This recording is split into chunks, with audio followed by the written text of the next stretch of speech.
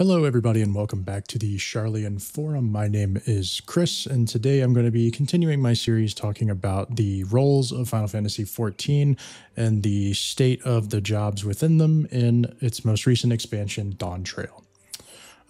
So I've done a video on both the melee and caster roles. I'll put a card to that up in the top right, if I'm pointing to the right one. And over there, I think. And today we're going to talk about the physical ranged role. So today I finished leveling Dancer. This is my last Phys range to get finished up. I have some thoughts and, some good, some bad. Like previous videos, I'm just going to break it down by job. So we are just going to start on Dancer because I'm already on the job. So let's get it started. All right, so here we are with Dancer. So like with previous videos, I've got a little section of notes. I'll pop up on the corner here just to let everybody know what I'm looking at. But if you see me looking off, that's because I'm looking at my notes here. And I've just taken these notes kind of as I leveled the jobs or as I played them at level 100 a little bit, just sort of trying to put my thoughts into words. So Dancer, I think, has an interesting dichotomy right now where it can be either really, really fun to play or really, really unfun to play. And that really just depends on whether you like the system of procs or not that it has. Dancer feels really busy. I mostly am playing Viper right now in the raid tier. So it's interesting to me how kind of similar they feel in terms of like speed. Dancer feels like I am always hitting 100 buttons, and that's really fun to me. I really like a more high APM job, and I love seeing when I hit my things, like everything on my hotbar lights up, right? I've just got like a million procs to press, and to me, that's a super fun thing to have. But I understand that some people really don't like procs. Some people just don't want to play a job where this element of random chance comes into it, whether you get parts of your rotation or not, because all of your feathers, your fan dance, 1, 2, and 3, all of those are random RNG procs. So certain aspects of the job may not be for everybody, but even at its base rotation, I think the job is really fun to play. And its follow-ups to its 1-2 combo, as well as its AoE follow-ups, are also procs. So you basically have a 50% chance of getting these two procs here, Reverse Cascade and Fountain Fall, and each of those has a 50% chance of granting you a feather, which when you use it, has a chance to give you Fan Dance 3. So there's a lot of procs going on here. Now you do have Flourish, which forces all of those procs to activate at once. So sort of like Red Mage's acceleration, kind of. You can force that system in. But I think that Dancer feels pretty good even without it. Obviously, it feels a lot better with it. But the base rotation is pretty satisfying. I think the main strength of Dancer is that its support options are really, really strong. So you've got Shield Samba, which is, the Phys range defensive ability that they all have. And then you also have Curing Waltz. Now, this I think is sort of a slept on ability, but this is a super, super powerful skill. Being able to throw a 300 potency heal around yourself and around your dance partner is really powerful. And especially if everybody is stacked and you hit this, because both of those circles hit independently. So you get 300 potency cures on the party. Just 600 potency. It's a big heal. So when you're stacking for mechanics, this is a super, super powerful ability that I think a lot of people overlook. You have Improvisation, which is a heal over time effect for everybody. And you can press this and it starts to tick up these stacks of rising rhythm, it's called. And when you hit this at 4 stacks like this, you get a pretty big shield. I mean, I say pretty big, it's not huge, but it's certainly something. It's really useful for downtime where the boss is like vanishing and then comes back with a really big hit. Super, super good for that type of thing. It's like Samurai Meditate, but instead of getting an attack, you get a defensive from it. So really, really interesting. And of course you have Dance Partner, which obviously gives all of your damage buffs that you give yourself also to your dance partner. So you give that all of those benefits to one of the more powerful DPS jobs in your party. Because Dancer is, you know, pretty weak in terms of personal output. And we can sort of start moving in the direction of like what I think is negative. But before that, Anavant is still the GOAT. Super, super good, really powerful movement skill to be able to just dash 3 times in any direction you want is really strong. So I also have, for the first time, an orange option, which is sort of like something that could be good or could be bad depending on who you ask. So Dancer right now has a lot of room for optimization. There's so many little things that you can do to improve on Dancer that it feels more like skill dependent than other jobs, which is like a weird thing to say because it has so many RNG procs. But something about the way that the job plays and just how many things happen kind of all at once, it feels like the skill, the difference between a really good dancer and a just okay dancer is going to be like really large, right? So that's sort of something that could be really interesting to you if you're an optimization minded person, but if you're not, that might be something that kind of puts you off. So on to the things that I think could be negatives. If you don't like procs, then this job is not for you. In the way that I love procs, and I think that this loop is really fun, somebody who doesn't like procs would probably hate this. It sometimes will kind of feel like you can't do everything you want to do in your burst because you just have so many things happening at once. Like when you hit Devilment, Flourish, Tech Step, and Standard Step, basically everything on your entire hotbar lights up and you've got 20 seconds to use all those abilities, right? And it can be a little bit overwhelming and it can feel like I'm never going to be able to get all this stuff in there. So you have to prioritize, which again, I think that's what creates that gap between like knowing that priority and being better at executing it and knowing when and where to use what skills and just kind of hitting things that light up is going to be a huge difference in damage on Dancer because some of these potencies are not small. You know, you've got 600 potency here. Saber Dance is 520. You know, they're certainly not slinging out 1200s or whatever, but this can be a pretty big difference in damage disparity, whether those are underbuffs or not. So overall, I think that the Dancer DPS is also like, you know, it's hard to say really how much of it is dependent on the dance partner unless you're like, if you're a parser, then like, you know how that all goes. But I think that the function of dance partner means that Dancer is sort of relegated to having a lower overall personal DPS, which is fine in the context that it has all of these support abilities.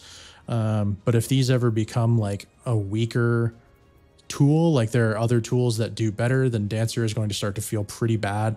So let's just hope that whatever ranged we get next doesn't have very many options for support. So next we're going to jump into Bard. All right, and here we are with Bard. So Bard is the OG physical ranged. It's been in the game since day one. But a lot of things have changed on Bard. I think that just jumping right into it, Bard has been massively improved in Dawntrail in that its songs no longer require an enemy target to execute.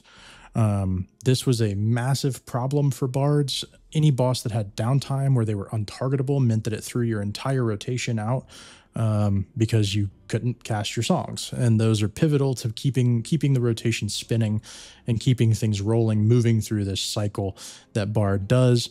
So making these a personal buff that just applies to yourself and everybody around you is just a massive W for bards everywhere.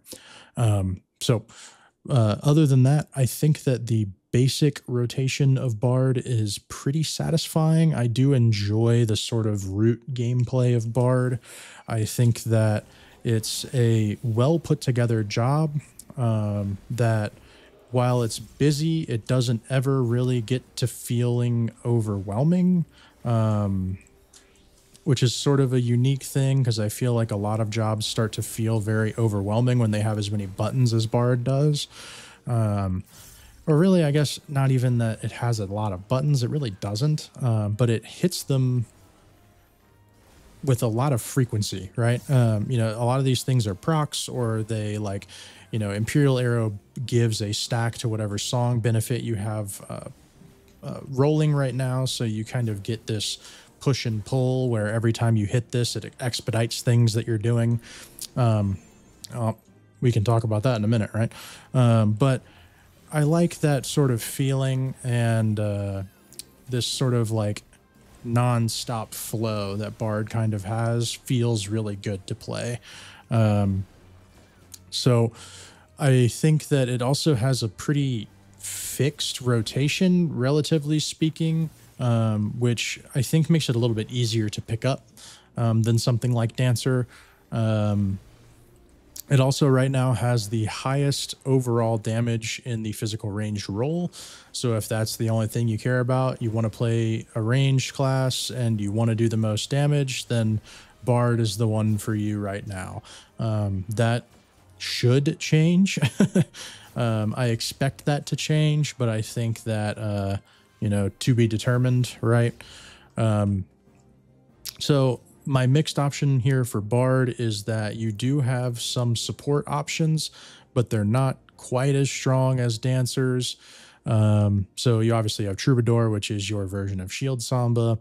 You have Warden's Paeon, which is a really interesting one. It is basically an Esuna that you can cast. It removes a debuff on yourself or on a party member.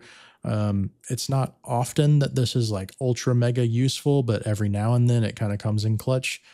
So it's like a nice thing to have, but it's not like super impactful. So then you have Nature's Min, which is essentially like Mantra on Monk, but for Bard. It gives you and everybody around you higher HP restored when receiving heals.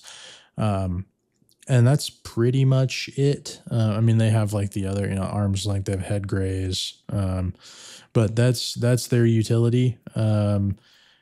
It's fine, but it's not nearly as strong as Dancers with the heal and the shield and the additional shield from improvisation and giving all the damage to their dance partner.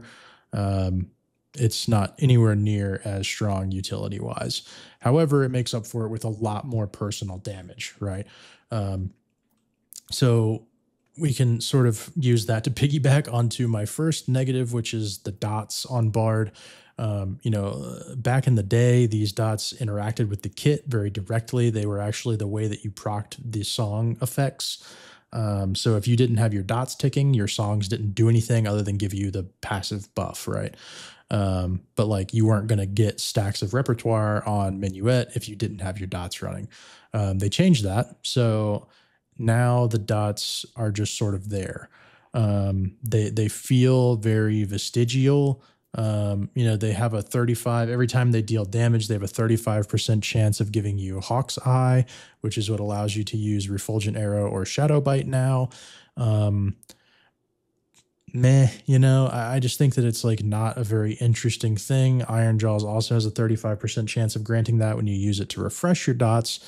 I just think that it's not, these either need to interact with the kit in a more meaningful way, or they need to be removed to make space for something more interesting on Bard. You know, these are sort of a relic of the past. They've been there because they've always been there, and I think that's kind of why they're still here. I don't think that they justify their existence, really. There's cooler things that you could put on this job and just take these buttons out and make space for them. I think that Bard has an issue where it's almost like Red Mage, where it has this like over reliance on finishing moves. Um, you have your gauge, your soul gauge, I think it's called, that builds. And you can use Apex Arrow. And if you use that over a certain amount, then you get a finisher on top of it. Barrage also has a finisher now. Um, again, this design where like I hit a button and it transforms into another button that transforms into a button. I'm just not like a huge fan of it.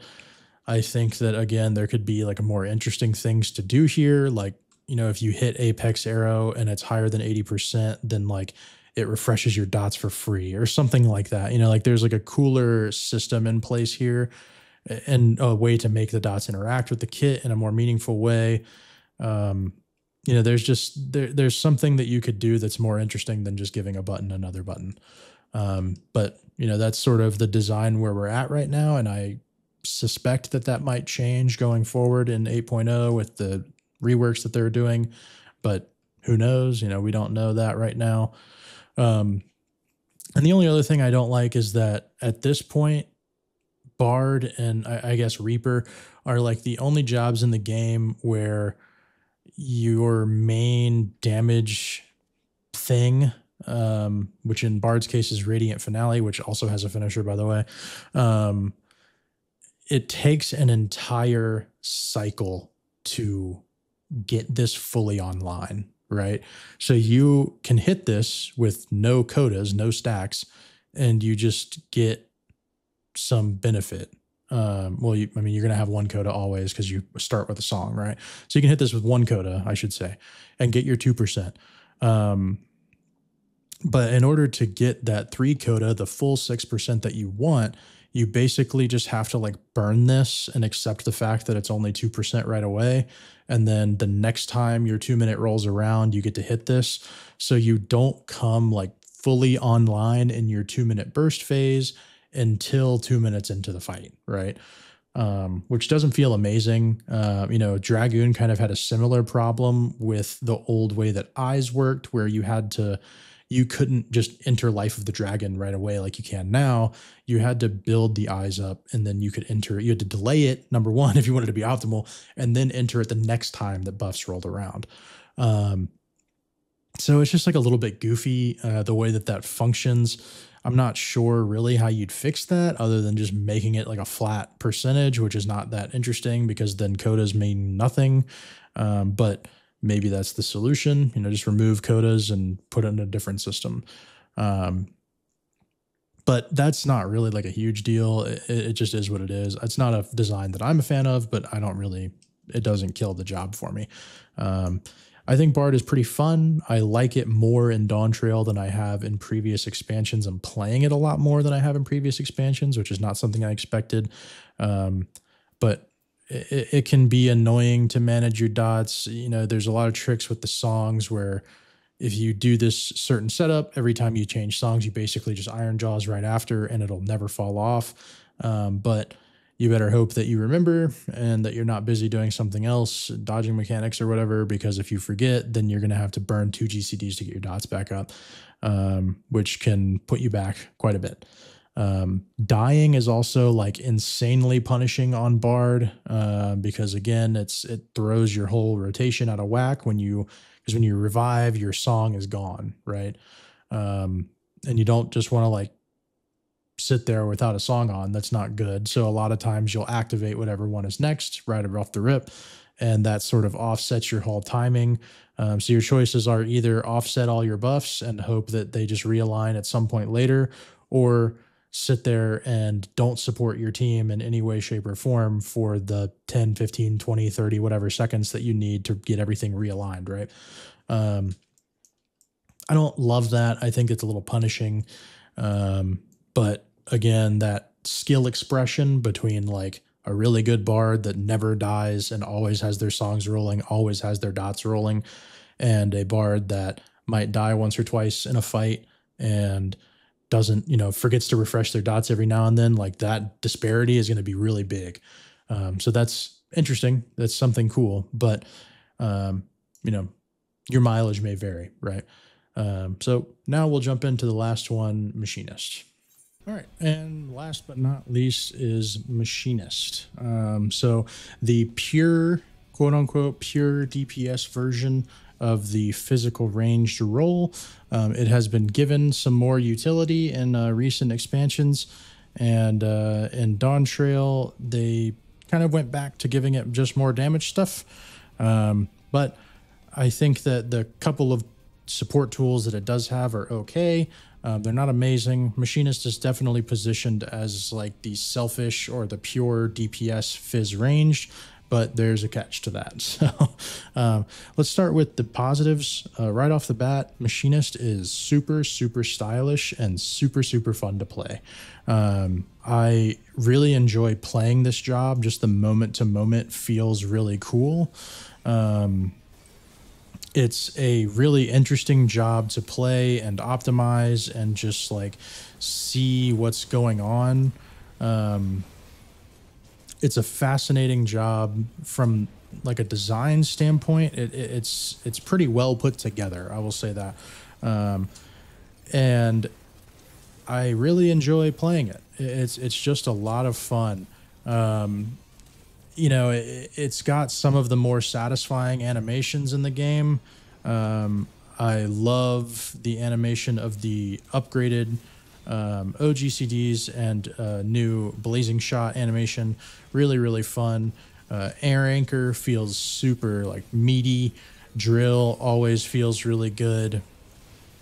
The new, like I said, the new OGCDs, Checkmate and Double Check. These feel great. Reassemble is still a really fun ability that sort of gives you that, I know for a fact I'm about to do a whole bunch of damage, which feels pretty good. I like Excavator, the new follow-up to Drill. That's a really fun ability to press. All in all, I think that Machinist is super, super stylish, super fun to play. And the fantasy of being like a gadget slinging cowboy is like so peak, right? It's a really cool fantasy. It's a really unique fantasy. It feels very different than the other jobs in the game, just from like visual standpoint. It feels wholly different. Also, it's got a gun and big explosions, and that's cool, right? It makes me feel like an action star or something, like an action movie hero playing it. Really, really fun job. But I think that it has relatively weak support options, and that is okay, but only conditionally, right? And what I mean by that is Machinist is supposed to be the highest DPS, personal DPS role or job in the physical ranged role to make up for the fact that it doesn't have a lot of great support options. However, it is right now the lowest overall DPS in the entire game. Not, well, I should say across DPS jobs, right? But not lowest in physical range, lowest across the DPS board. All other DPS jobs in the entire game do more damage than Machinist does right now, which is pretty brutal. It needs a massive, massive, massive, massive buff. It just does way, way, way too little damage right now to justify bringing it over something like Dancer or Bard, which not only deal more damage, but also have way better support tools. And in my opinion are like a little bit easier to play. I don't think that Machinist is necessarily difficult, but it's also not as easy as Dancer to pick up or as Bard to pick up. There's a little bit more nuance with the kit. You have two gauges to balance. You have to know, when and when not to call Queen and all this stuff, and what to use your reassemble charges on. And it's also still got issues with high ping players because of hypercharge requiring that super fast GCD time. It has a lot going for it in terms of being super fun, but it doesn't have a lot going for it right now in terms of balance between the other jobs. For your support options, you only have Tactician, which is your standard shield like Troubadour or Shield Samba, and you have Dismantle, which is essentially a single target reprisal that you can throw. This is good, don't get me wrong, but I don't think it's good enough to make up for not having the damage, right? Also, Machinist's AoE rotation is like so bad. I don't really understand why it's so bad. It seems like they just can't figure out what to do with it for some reason. You know, you've got your spammable skill, scattergun. You have flamethrower, but like, you know, the math works out that like sitting here channeling this the whole entire time is like usually a loss. Bioblaster, again, just like it's really, I'd almost rather hit a target for 600 potency off rip than deal, what is that, 50 times 5, so 250 plus a 50 initial potency, so 300 damage to everybody. I feel like it's going to die faster if I just hit it with 2 drills and move on to the next target, right? So I'm just not a huge fan of the AoE rotation. Also, for the most brain undeniably stupid reason, auto crossbow does not affect the cooldown of these, your OGCDs, like Blazing Shot does. And to the surprise of no one, that's really stupid. I don't know why it doesn't. At the very least, it should increase or decrease the cooldown of checkmate so that you can auto crossbow checkmate in AoE pulls. But right now, you end up hitting single target and multi-target OGCDs to just like fill the space because there's nothing else to press there. And once you've used all 3 charges of that, they're just gone and you're not getting them back. At least until they refresh on their own, you're not getting them back from crossbow. So that's just like a weird thing. It's a dumb design, and I don't really know why it's still that way after all these years. You know, even if you made like scattergun decrease the cooldown of checkmate so that you could use it more frequently in AoE pulls, you know, just like something like that. There's really easy options here, and you just don't get any of them. Which just kind of feels bad. So Machinist is in a weird state right now because I love the job. I love the way that it plays. I love the fantasy and I love the design. But don't love some of the decisions that they've made, and the balance of the job is really out of whack right now. You know, I'd love to see the AoE rotation changed. I'd love to see Queen changed a little bit. She feels kind of vestigial. You know, it's sort of the same problem I have with the Scholar Fairy, where like it just comes down and does its thing and then leaves. And like that's fine, but like if you're gonna basically let me do that every minute, then why not just give me a dot that lasts a minute? You know, make Queen do something a little bit more extreme, make her do something worth building up the battery gauge for, and not just appear and punch some stuff and then disappear because it's just a fancy dot, right? Same as like Dark Knight with their shadow. It's the same idea, but at least Dark Knight gets disesteem when they hit that button. Like maybe Queen could have a button that, you know, it gives us some benefit as well. I'm not sure, but those things I think are the only things I don't love about Machinist. Like I said, I really enjoy it overall. It's just maybe not perfect in every way. So we're going to back out here and just go back to my abode and sort of just chat about the overall role of ranged, physical ranged, because it's been a little bit of a topic right now. Where people are sort of wondering if Square Enix needs to lean fully into supports for physical ranged or pull back on that and sort of focus them more on just being damage. And so I'm of 2 minds, but I think that it's worth considering in 8.0, we're definitely still going to get at least 1 new job. The role with the least number of jobs is physical ranged. Which means that in all likelihood, we will be getting a physical range next expansion pack. to me, that would make the most sense. And what I think would make the most sense here is to do a healer move where we have pure healers or region healers and shield healers, you know, whatever you want to call them. And sort of have ranged physical be broken up into support ranged and damage ranged, right?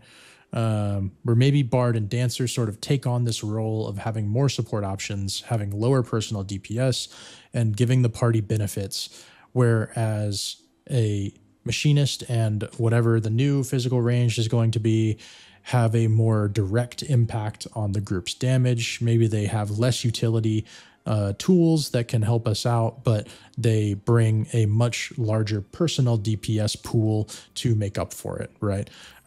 So something like that, I think, is what I would like to see happen with this role, because right now it feels a little bit lost. It just sort of feels like we're at sea. We're just sort of adrift on Fizz Ranged, and they don't quite know what to do with it. So we'll see. I think that the role is pretty good. I think the balance is kind of crazy right now, and that needs to be brought in line. But we have 7.1 coming up next month. Actually, just a few weeks here, really. And I'm interested to see what happens there, because I suspect that a lot of jobs are going to get changes, because there's just like outliers right now that are so crazy. And, you know, Yoshi P did an interview at the Korea Fan Fest where he talked about how, you know, Pictomancer was like stronger than they expected it to be. They knew it was going to be powerful, but it was even worse than they thought. But he doesn't want to nerf it. So it seems like the performance of Pictomancer is kind of what they're shooting for, and they want to bring other jobs up to that level, to sort of readjust all of those scales, right? So we'll see. That means that pretty much everything in the game is going to need buffs except for Pictomancer. They can basically just say, hey, we're not touching Picto. Everything else is going to do 10% more damage. And that would sort of balance things out, right? That's an exaggeration, of course. That's not actually what I'm advocating for, but that's, you know, where we're at. So we'll see, you know, what balance changes we get in 7.1, and then also what changes are coming later in 8.0 when they do this big identity overhaul that they've been talking about. I think that this role has a lot of room to grow. Unlike some of the other roles, everything feels like there's still space in the kit to add more, which is kind of rare right now, I feel. So, you know, I will make a video about it when we know what's going on. So thank you guys for watching, and let me know which Fizz Ranged is your favorite down in the comments below. And I will be back with a tank video next, and then we'll close it out with healers. So I will see you guys on the next one. Bye.